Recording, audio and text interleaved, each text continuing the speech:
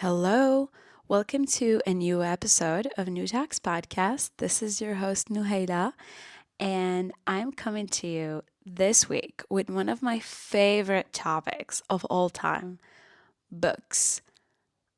I am obsessed with sitting down, having a conversation with literally anyone I know about books I've been loving lately. And I'm doing this with you guys. I'm finally speaking about books because I grew up reading a lot of fictional books. I would recommend it to anyone at school. I would spend hours talking to my friends about a book that I literally just started reading. So I thought this podcast cannot be complete without at least one episode about books. And also, I'm someone that adores going online and searching for the latest best recommendations. I used to do that first on YouTube. There was a community on YouTube that would recommend books and they would put recommendations, and I would usually go and read about them there. And I would go to this bookstore in Tangier City in Morocco, Tanja. I would go to this bookstore called Mexique Bookshop, and you guys probably know it. And I would go to him back in the day. I think he was like in 2013 or 12. And I would go to him and ask him to ship the latest English books for me because there weren't many in Morocco. There were not a lot of English books. And he would ship things for me exclusively because I would beg him to do so. And honestly, I remember one of the first books that I bought from him was The Fault in Our Stars by John Green. It was the revolution of English books in that city because I couldn't stop talking about it. And he started getting English books, and today he's literally the reference of English books in Morocco. I absolutely love going to that library. So the owner is called Ali. I adore him. I went to him, so I live in France, and I go to him whenever I come back to Morocco and buy books from there. And I love going there, getting recommendations. And so, you guys, if you don't know this shop, or you do, and you live in Morocco and you want to get English books, that is the place to be. The books that I'm going to tell you about today, I literally bought them there. If I didn't buy them there, then I read them on Kindle, and I got Kindle from Ali. He shipped it for me. So if you do get books from there and you're listening to this episode, please text him and be like, "Hi, I want to buy this books and I know about you from New Talks Podcast from Nouhaila," and see if he gives you a discount. We'll see. We're going to test this theory. Go there at Mexique Bookshop. Now, let's get into the core topic of this conversation. What I did is I picked three books that I've read or reread lately. So these recommendations are on three categories or genres that I've picked for you guys and that I absolutely adore. So the first one we're gonna go for is fantasy. Obviously, I am a huge fantasy girl. I read and watch anything fantasy without question. I would go to a movie that's fantasy without watching the trailer. I would pick a fantasy book without hesitation. So, what I decided to tell you about today, it's a standalone. I didn't want to talk to you about a series because it's very hard to recommend to somebody a series these days. Nobody's got the time. So, the first book I want to recommend to you is called The Midnight Library by Matt Haig. I've picked this book back in, I think, January or February. It was the beginning of this year, and it was the first book I read in 2023. And honestly, you guys, that was the best decision I've ever had.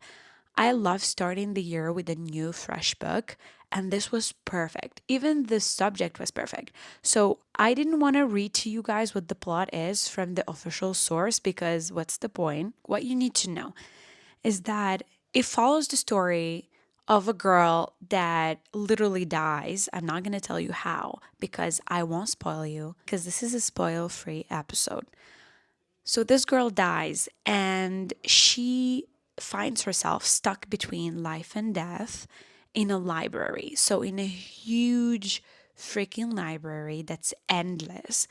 And the whole point or the whole narration of the story is around her picking out different books in that library and trying different versions of her life. This is what the story is about. She tries and sees different versions of how her life would have ended in different situations and if she took different decisions throughout her life.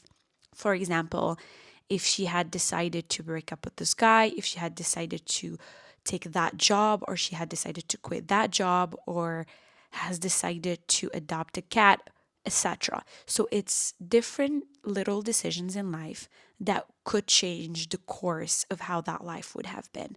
And I found that so peculiar and interesting because, we all have those moments where we ask ourselves, oh, what if? And what if I've made that decision? My life would have turned out differently, right?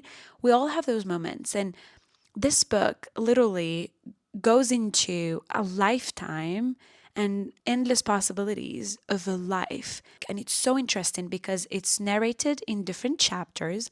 Some chapters are really long, some chapters are 1 page long. And it's her trying out different versions of her life. And it's interesting, it's funny, it's deep, and it's also full of meaning and full of wisdom that I found perfect to start the year with and to, come out of it with a fresh perspective. I absolutely adored it. It was really breezy, really catchy. The events are so interesting. And honestly, it's easy to go through. It's not very long. I highly recommend it to you guys if you want something that's easy to go through, full of wisdom still, messages. And it's also, I think, for a lot of people, they're going through a lot and they're doubting a lot of decisions in their life. I ranked it 5 stars out of 5 on Goodreads, of course.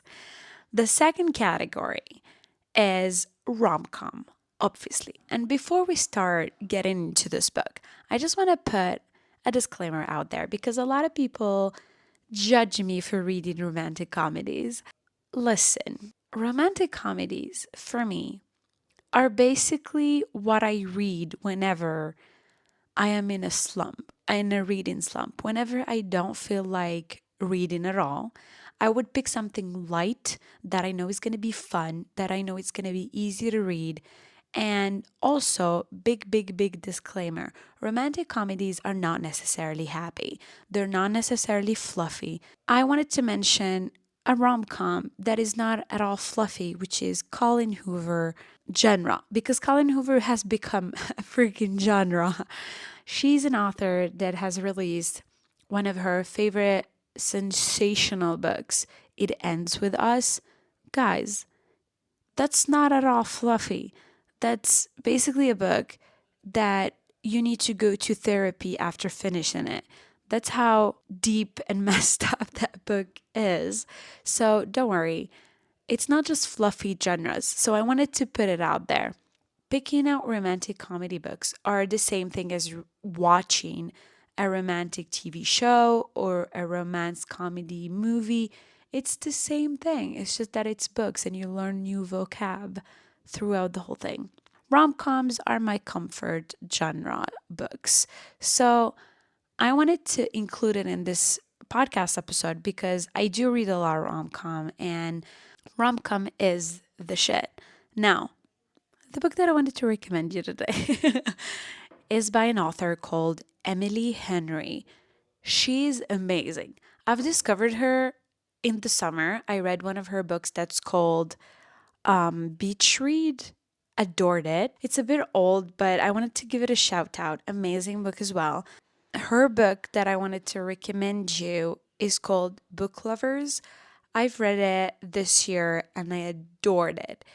It is the enemies to lovers genre, I'd say, in the rom com category. If you watch TikTok, you know what I'm talking about. But the story follows a literary agent who's, this badass woman and a guy who's a book editor. It's a story of them meeting and, being rivals and it's set in a small town. It's set in like a big to small town kind of story. I don't want to get into the details of it because it's pretty simple. And if I start telling you the details, I'll spoil you, and that's not the point.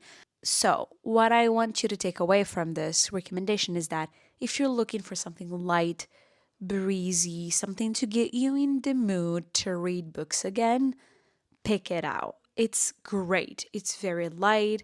It's so funny. Really loved it. I love books that are entertaining, funny, but also the kind of books that you would stop in the middle of a sentence or a chapter to scream at the book.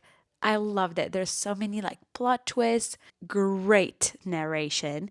You know, it's written by a woman when in the middle of a conversation in the book or a romantic encounter, you just stop and like squeeze the book and you're like, ah. That's how amazing it is. You girls will get me, okay? I'm sorry if you do not get the reference. It means you do not read rom coms, but you get what I mean. Anyway, pick it out. It's really light. It's going to get you into the mood of reading again. Now, the last book that I'm going to recommend you today, that is one of my favorite poetry books of all time. I had to include poetry in here because this book I've read back in 2016. I'm not so sure. It's been a long time ago. And I've actually read it on my Kindle. And I read it at a time where I needed this book. So it stayed with me. It was exactly what I needed to read at that perfect moment. And so it stayed with me until now as one of my favorite poetry books. And also, I wanted to talk about it because it is a new era of poetry. It's like a modern kind of retelling of poetry. It is called Milk and Honey. You probably know it. It's an international sensation, and it is by Indian Canadian poetry author Rupi Kaur. She writes, a collection of abstract fiction and non-fictional poetry because she puts, her poems on Instagram, and they have these amazing crazy illustrations. They're so beautiful. I wanted to include it here just in case you guys don't know it because I've reread it lately since one of my friends just bought it and I saw it at her place the other day and I was like, oh my God, I love this book. So I read it again just to give you an overall view of what it is about. So Milk and Honey is a collection of poetry and prose, and it is about kind of like survival. It's about different emotions in a lifetime. It's about experiences of, like abuse, violence, love, loss, femininity, and all of these life experiences of a woman. And I think it's also relatable for guys, but it's so beautifully narrated. The whole book is quite short and it is split into four chapters, and each chapter kind of serves a different purpose and deals with the different emotion and experience, a different pain, different healing process, a different heartache, and it's so beautiful. I have literally no words to describe it, but beautiful. And there's also a second book that she wrote after this. It's also poetry and prose. It's called, I think, The Sun and Her Flowers. And maybe she released a third one. I'm not so sure. I wanted in this episode to share with you and read to you one of my favorite poems from this book because poetry is meant to be read, but also meant to be heard. And I thought that I'll share it with you. So let's go. I want to apologize to all the women I have called pretty before I've called them intelligent or brave. I am sorry I made it sound as though something as simple as what you're born with is the most you have to be proud of when your spirit has crushed mountains. From now on, I will say things like, you are resilient or you're extraordinary. Not because I don't think you're pretty, but because you're so much more than that. Isn't that the most beautiful thing you've heard today? Maybe not, but I absolutely loved this one.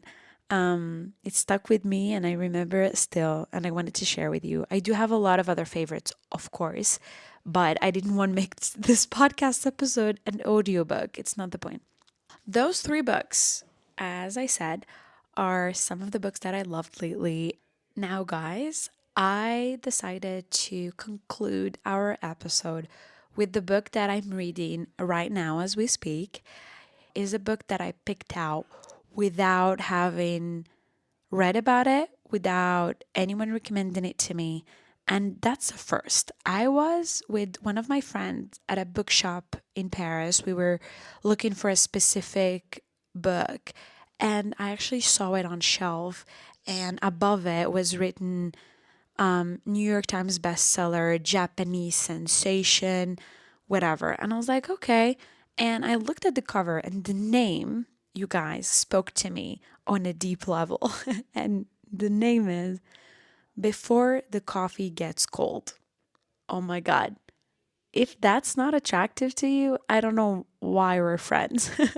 I just looked at it and I was like, oh my God, this is me. I love this. The name is something. I was like, this is intriguing. I want to read this. And I just picked it out and it was so short. It's literally, I think it's not even 200, it's like 150 pages. And it was written Japanese bestseller. And the author is called Toshikatsu Kawaguchi. I hope I'm pronouncing this right. So, long story short, it tells of a coffee in Tokyo that allows its customers to travel back in time as long as they return before their coffee gets cold. I mean, I want to know more. I picked this out and I started it. I'm 50 pages in. So I'm still kind of like in the first chapter, and I think it's on three chapters. One is called Lovers. One is called, I'm not sure. I don't even remember. I'm sorry. I have not prepared well for this podcast episode, but anyway, I'll tell you guys about it maybe on another episode, because if you guys love book recommendation videos, not video, why am I saying videos? If you guys love book recommendation podcast episode, please let me know. Maybe I can do another one once I finish my next batch of books, so I can give you other recommendations, and also I can include some of the books that you guys send me after this episode. I think that sounds fair. Let's do that. If you love this episode, please don't forget to rate it, share it, and of course, subscribe wherever you listen to your podcasts. And I can't wait to read all your comments on Instagram at NouTalks. And I'll see you guys next time. Bye.